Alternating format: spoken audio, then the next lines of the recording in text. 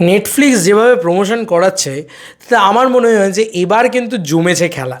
জিদ্দা এমনিতেই আমরা জানি প্রমোশন খুব একটা করেন না, এটা আমরা বারবার বলি যে জিদ্দা তুমি প্রমোশন কেন কম করো, আরও বেশি করে প্রমোশন করো।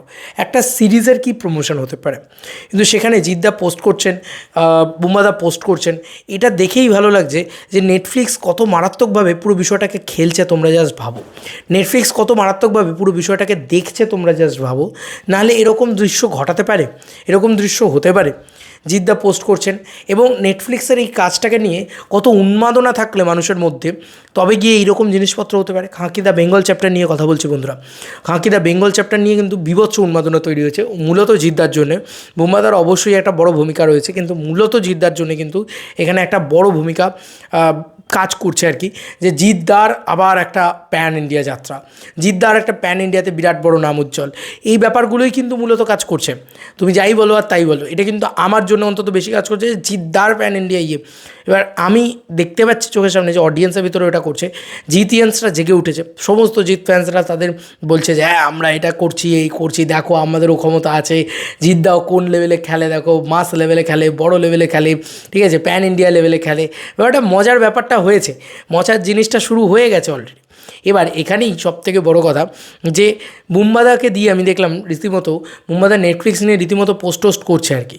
এইটা আমার খুব ভালো লাগলো যে নেটফ্লিক্সের ছবি টবি পোস্ট করছে। দেখো এই যে 15 ঘন্টা আগে বুম্বাদা এটা পোস্ট করে, ঠিক আছে, তো এত পরিমাণে নেটফ্লিক্সের বিষয়টাকে পোস্ট করার মানেটা কি? মানে এটা যদি তোমরা দেখো, এখানে নেটফ্লিক্স ইন্ডিয়াকে ট্যাগ করা আছে, ঠিক আছে, নেটফ্লিক্স মুম্বাই অ্যান্ড নেটফ্লিক্স ইন্ডিয়াকে ট্যাগ করা আছে ইনস্টাগ্রামে, এবং এটা অ্যান্ড চিল টু ডুম এই জিনিসটাকে লেখা হয়েছে। তো এই জিনিসগুলোকে দেখলে তোমার কি মনে হচ্ছে? একটাই কথা মনে হচ্ছে তোমার যে ভাই এই লেভেলে প্রমোশন করাচ্ছে। দেখো নেটফ্লিক্সও বুঝে গেছে সবথেকে মোস্ট হাইপড যদি কোনো ভিউজ পাওয়া কন্টেন্ট হয়ে থাকে বা সবথেকে বেশি লোকে এক্সাইটেড হয়ে থাকে, এই যত কটা অ্যানাউন্সমেন্ট হয়েছে আর কি তার ভিতরে, সেটা খাঁকি দ্য বেঙ্গল চ্যাপ্টার নিয়েই হয়েছে।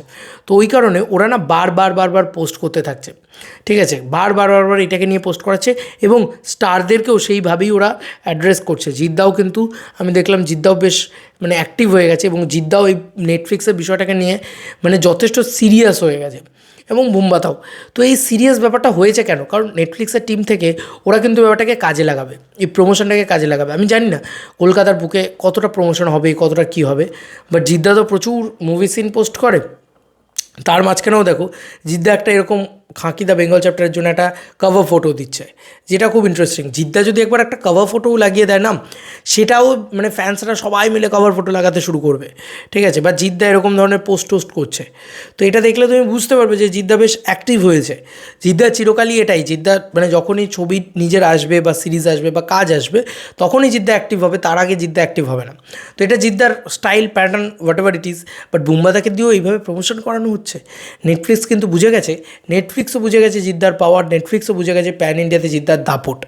তো কোথাও গিয়ে জমবে খেলা, এটাতে তো জমবে খেলা। খাঁকি দ্য বেঙ্গল চ্যাপ্টার গোটা ইন্ডিয়া এক্সাইটেড, তার সাথে যদি একটু ভালো প্রমোশন হয় তাহলে তো আরও ভালো ব্যাপার।